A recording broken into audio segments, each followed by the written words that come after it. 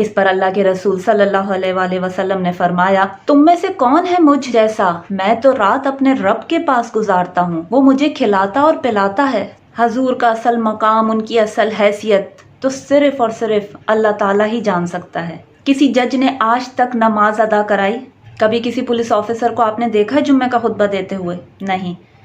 تو بچے دھڑا دھڑ جہنم کی آگ میں پھینکے جائیں گے اور ذمہ دار صرف اور صرف ماں اور باپ ہوں گے، باپ کم ماں زیادہ۔ آج کل عورتیں اپنی مرضی سے پیسہ کمانے لگی ہیں۔ ہمارے بچوں میں موسٹلی ٹین ایجرز میں جتنی برائیاں پھیلی ہیں وہ ماں باپ کی طرف سے کی گئی غلط تربیت کی وجہ سے ہیں۔ ابھی بھی وقت ہے، خود بھی بچیں اور اپنے بچوں کو بھی بچا لیں۔ وَنَحْمِدُهُ وَنُصَلِّي عَلَى رَسُولِهِ الْكَرِيمِ أَمَّا بَعْدُ فَأَعُوذُ بِاللَّهِ مِنَ الشَّيْطَانِ الرَّجِيمِ بسم اللہ الرحمن الرحیم۔ لاکھوں کروڑوں درود و سلام نبی آخر الزماں حضرت محمد مصطفیٰ صلی اللہ علیہ وآلہ وسلم پر پڑھیے۔ اللہم صلی علی سیدنا محمد وعلی آل سیدنا محمد وبارک وسلم وصلوا علیہ۔ السلام علیکم ورحمۃ اللہ وبرکاتہ۔ سورۃ الحجرات میں اللہ تعالیٰ کا ارشاد پاک ہے، اے ایمان والو، اپنی آوازیں نبی کی آواز پر اونچی نہ کرو اور ان کے سامنے زیادہ بلند آواز سے کوئی بات نہ کہو جیسے ایک دوسرے کے سامنے کرتے ہو کہ کہیں تمہارے اعمال برباد نہ ہو جائیں اور تمہیں خبر بھی نہ ہو۔ اس آیہ مبارکہ میں اللہ سبحانہ و تعالیٰ نے اپنے پیارے نبی حضرت محمد مصطفیٰ صلی اللہ علیہ وآلہ وسلم کی تعظیم اور توقیر کا حکم دیا ہے، نہ صرف عہد رسالت کے مسلمانوں کے لیے بلکہ قیامت تک آنے والے تمام انسانوں اور مومنوں کے لیے یہ آیہ مبارکہ نازل ہوئی ہے، اور ہر مومن کا فرض ہے کہ اللہ تعالیٰ کے تمام آرڈرز کو فالو کرے، چاہے اس کا تعلق عہد نبوت سے ہو یا آج کے دور سے، کیونکہ نبی پاک صلی اللہ علیہ وآلہ وسلم کا ارشاد پاک ہے کہ قرآن پاک قیامت تک آنے والے ہر مومن کے لیے مشعل راہ ہے، نہ صرف مومنوں بلکہ تمام انسانوں کے لیے بھی۔ صحابہ کرام رضی اللہ تعالیٰ عنہ کے بارے میں تو یہ بات سمجھ آ گئی کہ وہ نبی پاک صلی اللہ علیہ وآلہ وسلم سے کس طرح بات کریں، اپنی آواز دھیمی رکھیں، نرمی سے پیش آئیں، ادب سے پیش آئیں۔ لیکن آج کے دور میں ہم کیسے کریں؟ کیوں یہ آرڈر قرآن پاک کے ذریعے ہم تک پہنچا ہے؟ تو جان لیجئے کہ کسی بھی گفتگو میں، کسی بھی محفل میں جہاں پر نبی پاک صلی اللہ علیہ وآلہ وسلم کا ذکر خیر ہو رہا ہو اور آپ کے سامنے اگر کوئی حدیث بیان کی جائے جو کہ آپ نے آج سے پہلے نہیں سنی، تو کبھی یہ نہ کہیں کہ میں نہیں مانتا۔ ہاں، تھوڑا توقف کریں، ویٹ کریں، اس کے بارے میں ریسرچ کریں۔ اگر نہیں بھی سنی تو فوراً کھڑے ہو کر یہ نہیں کہنا کہ میں اس بات کو نہیں مانتا، یہ تکبر کی نشانی ہے۔ خدا نخواستہ یہ عمل کرنے سے آپ گستاخ رسول نہ ٹھہرائے جائیں۔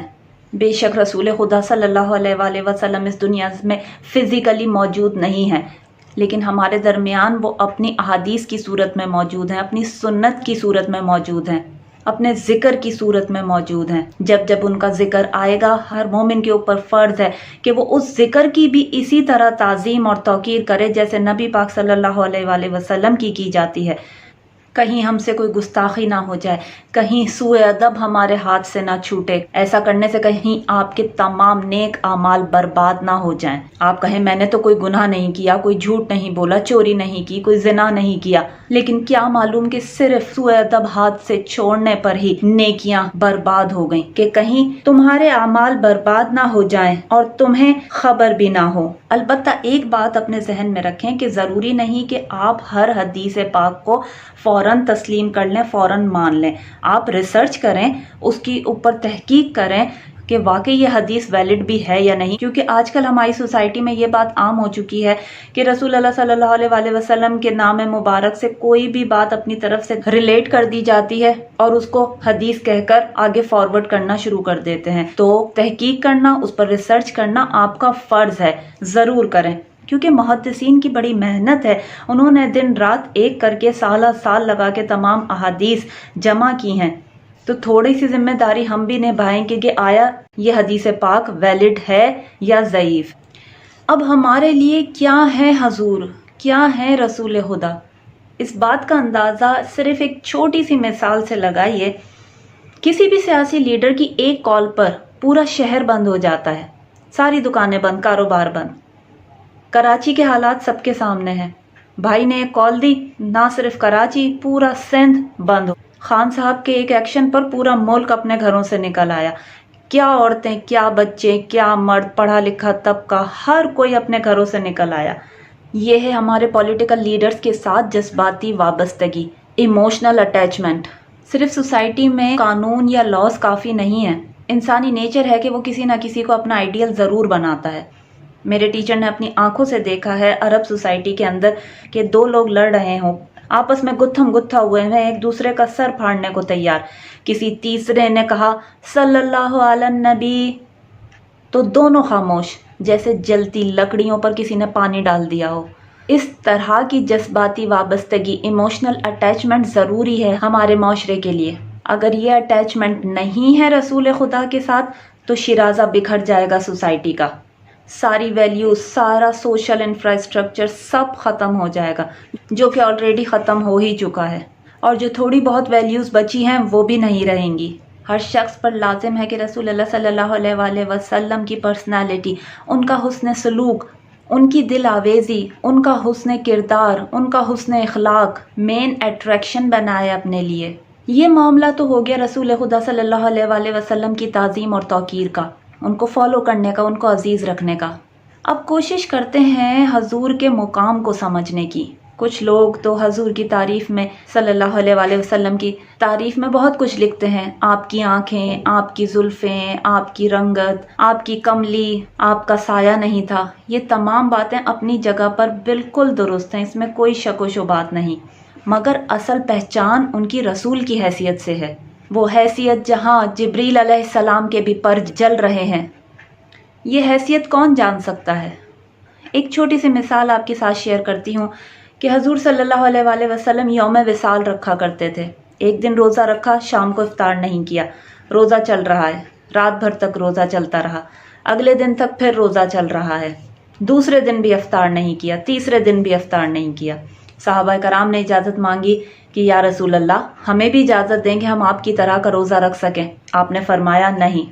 صحابہ کرام نے عرض کی حضور آپ تو رکھتے ہیں پر ہمیں کیوں منع کرتے ہیں؟ اس پر اللہ کے رسول صلی اللہ علیہ وآلہ وسلم نے فرمایا تم میں سے کون ہے مجھ جیسا؟ میں تو رات اپنے رب کے پاس گزارتا ہوں، وہ مجھے کھلاتا اور پلاتا ہے۔ سبحان اللہ، سبحان اللہ۔ بے شک ہم اپنے رسول کی حیثیت نہیں سمجھ سکتے، یہ تو ایک رسول، ایک نبی ہی سمجھ سکتا ہے۔ جس طرح ایک ڈاکٹر کی حیثیت کیا ہے، ایک انجینئر کی حیثیت کیا ہے، وہ انجینئر ہی جان سکتا ہے، وہ ڈاکٹر ہی ڈاکٹر کو پہچان سکتا ہے۔ ایون جونیئر ڈاکٹر بھی سینئر ڈاکٹر کی حیثیت نہیں پہچان سکتا، وہ تو جسٹ اوپر اس کو دیکھے گا اور یہ کوشش کرے گا کہ میں اس جیسا بن جاؤں، لیکن وہ کہاں ہے، کس طرح سے پہنچا اور اس کی سٹرگل کیا ہے، وہ اس وقت تک نہیں جان پائے گا جب تک وہ اس سارے عمل سے نہ گزرے۔ تو ایک انسان ہونے کے ناطے رسول خدا صلی اللہ علیہ وآلہ وسلم کا اصل مقام، ان کی اصل حیثیت جاننا ہمارے لیے ناممکن ہے۔ یا صاحب الجمال یا سید البشر، حضور کا اصل مقام، ان کی اصل حیثیت تو صرف اور صرف اللہ تعالیٰ ہی جان سکتا ہے۔ اگر ہم نے رسول کی حیثیت کو جاننا ہے تو ہم انہیں انسان کی حیثیت سے دیکھیں گے۔ آپ ایک باپ کیسے تھے، ایک شوہر کیسے تھے، ایک لیڈر کیسے تھے، والد کی حیثیت سے اگر دیکھیں، آپ کی تربیت آپ کی اولاد میں نظر آتی ہے، کس طریقے سے اپنی اولاد کی تربیت کر رہے ہیں۔ جگر گوشہ رسول حضرت فاطمہ رضی اللہ تعالیٰ عنہ ایک مرتبہ خدمت میں حاضر ہوئیں اور فرماتی ہیں مجھے بھی ایک خادم یا خادمہ عنایت کر دیں، میرے ہاتھوں میں چھالے پڑ گئے ہیں چکی پیس پیس کر، کنویں سے پانی بھر کر۔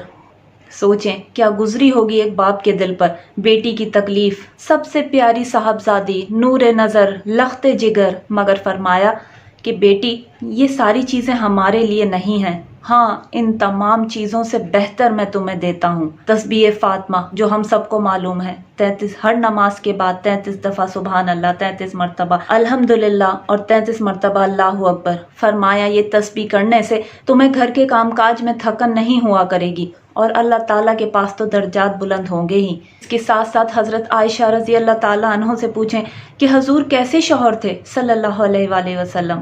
عورتوں کے معاملے میں سب سے زیادہ نرم مزاج، گھر میں جھاڑو خود لگا رہے ہیں، اپنے پرانے بوسیدہ کپڑوں میں پیوند خود لگا رہے ہیں، گھر کے کام کاج میں حضرت عائشہ کا ہاتھ بٹا رہے ہیں اور دوسرے مومنوں کو یہ حکم دے رہے ہیں۔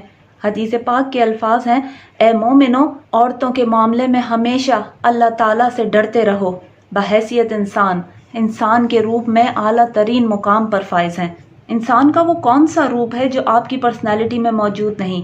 لیڈر کی حیثیت سے ہیں، سپہ سالار بھی ہیں، جج بھی ہیں، قاضی ہیں، جج ہیں، ہیڈ آف دا اسٹیٹ بھی ہیں، بیویوں والے بھی ہیں، اولاد والے بھی ہیں، 5 وقتہ نمازی بھی ہیں، جمعے کے دن خطبہ بھی دیتے ہیں، یعنی خطیب مسجد بھی ہیں، مدرس قرآن ہیں، ٹیچر ہیں، اور ہر میدان میں بلند ترین مقام پر ہیں۔ کوئی شخصیت ان جیسی نہیں، کوئی انسان ان جیسا نہیں، ایک مثال بھی نہیں۔ ہمارے یہاں کبھی پرائم منسٹر کبھی جمعے کی نماز کی امامت کرائے گا؟ جمعے کو خطبہ دے گا؟ کسی جج نے آج تک نماز ادا کرائی؟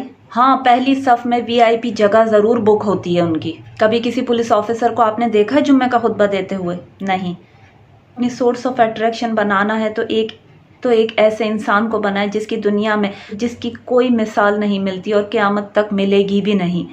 آج ہماری رسپانسبلٹی ہے کہ ہم رسول خدا صلی اللہ علیہ وسلم کی پرسنالٹی کو اور ان کی زندگی کو فالو کریں۔ اگر ہم نے کرنا شروع کر دیا تو ہمارے بچے خود بخود اس لائن پر چلیں گے۔ اور اگر مائیں صرف ڈرامے دیکھنے میں بزی رہیں، سوشل میڈیا میں بزی رہیں اور پیسے کمانے کی فکر میں لگی رہیں تو بچے دھڑا دھڑ جہنم کی آگ میں پھینکے جائیں گے، اور ذمہ دار صرف اور صرف ماں اور باپ ہوں گے۔ باپ کم، ماں زیادہ، کیونکہ ماں کی مین رسپانسبلٹی ہے گھر کو بنانا، بچوں کی تربیت کرنا۔ باپ کا مینلی فرض حلال روزی کمانا ہے۔ بے شک تربیت کرنا بھی باپ کی ذمہ داری ہے، لیکن باپ کو اللہ تعالیٰ نے حکم دیا ہے کہ حلال روزی کما کر لاؤ۔ عورت کو حکم نہیں دیا کہ حلال روزی کما کر لائے۔ آج کل عورتیں اپنی مرضی سے پیسہ کمانے لگی ہیں۔ آپ ضرور پیسے کمائیں، لیکن توجہ بچوں کے اوپر سے ہٹ چکی ہے۔ ہمارے بچوں میں موسٹلی ٹین ایجرز میں جتنی برائیاں پھیلی ہیں وہ ماں باپ کی طرف سے کی گئی غلط تربیت کی وجہ سے ہیں۔ اپنے بچوں کو بچا لیں، ابھی بھی وقت ہے، خود بھی بچیں اور اپنے بچوں کو بھی بچا لیں۔ ان کو دین سکھائیں۔ آپ کو آگے کچھ بھی سکھانے کی ضرورت نہیں پڑے گی، دین ان کی تربیت خود ہی کر دے گا۔ ان کے راستے میں شیطانی مشکلات کھڑی نہ کریں، ان کی زندگی میں اسلام کے ذریعے آسانیاں پھیلائیں۔ وآخر دعوانا ان الحمد للہ رب العالمین۔